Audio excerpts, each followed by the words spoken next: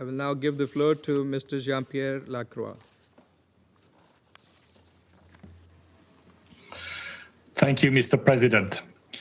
Mr. President, I welcome this opportunity to brief the Security Council, and I thank Pakistan, in coordination with the Republic of Korea and Denmark, for organizing today's important discussion on adapting peace operations for the pursuit of political solutions. Today's deliberations are timely as the review of on the future of all forms of UN peace operation is ongoing, and today's deliberation will form an important contribution to this review. As requested by the Pact for the Future, the aim is to provide strategic level and future-oriented recommendations that reinforce peace operations and adapt the United Nations toolbox to evolving needs. Peacekeeping operations are proven to be a critical instrument in advancing peace processes and supporting lasting political solutions. By providing security guarantees, facilitating inclusive dialogue, and supporting nationally owned transitions, peacekeeping has helped steer complex post-conflict settings towards stability and reconciliation. Peacekeeping missions have facilitated transitions from civil war to lasting peace in Cambodia, Timor-Leste, Sierra Leone, Liberia, Côte d'Ivoire, and many other countries, laying the foundation for peaceful societies. They continue working towards this objective, as in the Central African Republic, where MINUSCA's engagement and robust action was instrumental in getting armed groups to the negotiation table, resulting in the signing of the 2019 political agreement.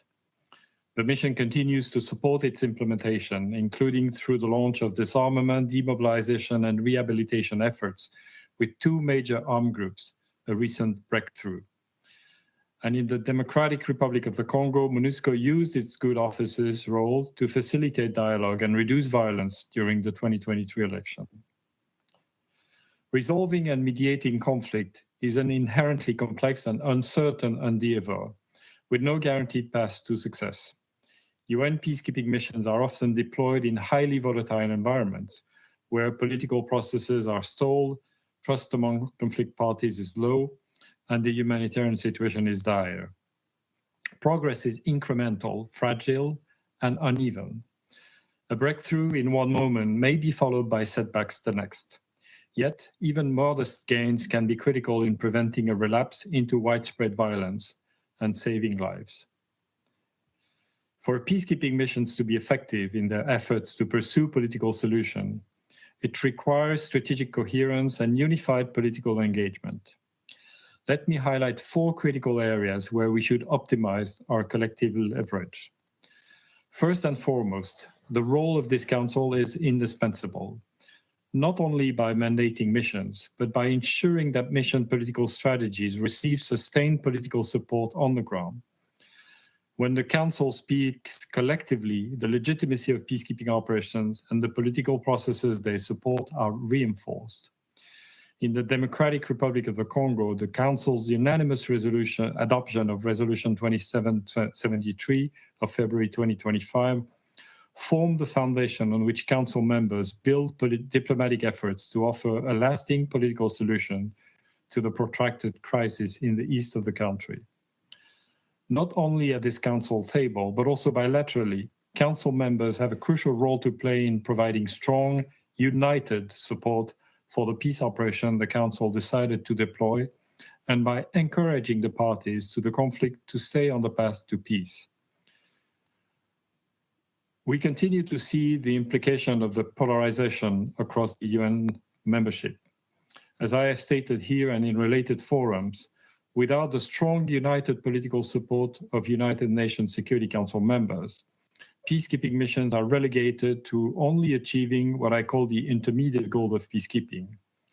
We should not discount the value of these, which include managing conflict, maintaining ceasefires, and protecting hundreds of thousands of civilians every day. But it's a less desirable and more expensive outcome than Council members providing the requisite political support that would enable peacekeeping to reach its ultimate objective of enabling the parties to the conflict to reach durable peace, one that they can maintain following the successful drawdown of a peacekeeping mission. Second, it is vital that the UN mission and its leadership act as constant and unwavering ambassadors for peace. Through good offices, engagement, and communication, they must maintain the confidence of the host state and parties to the conflict, understand their perspectives and needs, and constantly look for opportunities to advance peace. This also means using the tools of the mission as dynamically as possible to respond to political circumstances as they evolve. Third, it is equally important for our efforts to be closely coordinated and aligned with regional and sub-regional actors whose political leverage and proximity to crisis can be decisive in shaping positive political outcomes. Partnership at the strategic and tactical level with regional partners can enable us to devise a shared vision and clearly define roles and responsibilities to fulfill that vision, including sustained and complementary political engagement that can dramatically enhance the chances for conflict resolution. We must continue working to strengthen our relationships with regional and sub-regional actors, including most notably the African Union. Security Council Resolution 2719 represents a historic milestone that creates the potential to enable African Union operation to obtain assessed contribution.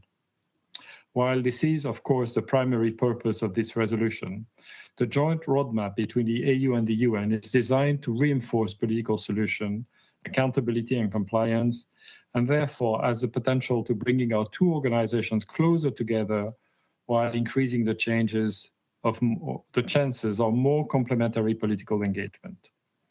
Fourth, leveraging the investments of troop and police contributing countries more purposefully is critical. These member states are political stakeholders whose engagement can reinforce mission credibility and national ownership.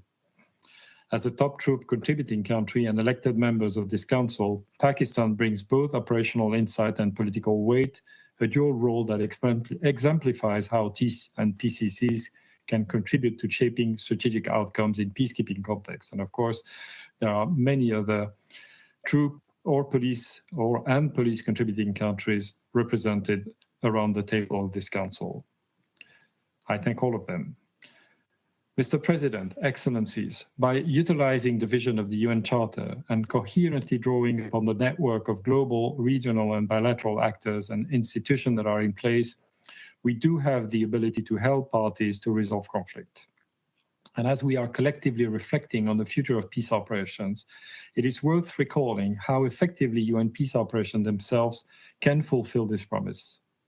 For decades, peacekeeping operations have brought together civilian and uniform capabilities to support and advance political goals and assist countries to make the difficult transition from conflict to peace. The parties to the conflict will always have the most sway. However, UN peacekeeping can help to build confidence and increase the chances for peace. They can help stabilize a tense security situation, act as a deterrent, or prevent escalation to create space for a political process to take root. A clear example is Cyprus, where in over half a century of UN peacekeeping, the situation has remained calm. This stability is due not to the absence of underlying tensions, but to the mission's vigilance and quiet effectiveness. It is a context where small, minor incidents could easily escalate without unfettered constant vigilance. The mission's role in preserving stability and preventing incidents from escalating cannot be overstated. And of course, this is one example out of many of the important role of many peacekeeping missions in preventing a relapse of hostilities. The capacity of a peacekeeping mission to operate at grassroots level, translating high-level agreements into increased dialogue, local solutions, and immediate reduction of violence is crucial to the achievement of sustainable peace. And nowhere has a mission had more impact than when a political settlement improves the lives of the people at the local level. From Africa to Europe and Latin America, peacekeeping missions have been at the forefront of supporting local peace initiatives. Sustainable peace remains elusive when people feel at risk, and protection crises, which so often spill across borders, persist when inclusive political solutions are absent. Protection creates space for political solutions, and political solutions in turn strengthen protection. This is why political and protection approach approaches must be pursued in tandem. But peace operations in general and peacekeeping missions in particular will not be able to do their utmost to enable the country's transition from conflict to peace or simply to implement the mandates provided by the Security Council if they are not given the requisite resources to do so. As the United Nations, we recognize that we have a responsibility to seek efficiencies wherever possible as stewards of member states' resources. The Secretary General's UN80 initiative encapsulates this. UN80 focuses on 3 parallel work streams: efficiencies, improvement in how we manage and operate, reviewing how mandates are implemented, and exploring structural and program realignment across the UN system. While we continue to seek efficiencies, including but not exclusively through UN80, I would like to reiterate the Secretary General's request to Member States that they should pay in full and on time their assessed contribution. Our ability to keep the peace requires it. Mr. President, it goes without saying that a united, forward-looking and ambitious Security Council remains vital in fulfilling its charter responsibility to maintain international peace and security. I encourage the Member States and the members of this Council in particular to fully leverage peacekeeping operations as unique political and operational tools of the Council. I also wish to express my gratitude to the overwhelming majority of member states who support peacekeeping operations.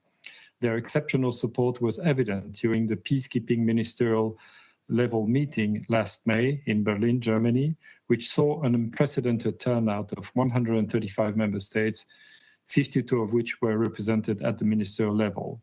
And I again thank Germany for hosting this very successful meeting. Adapting peace operations to better pursue political solutions is a worthy endeavor as a further step towards sustainable peace, and even more so in these troubled times. Thank you, Mr. President. I thank Mr.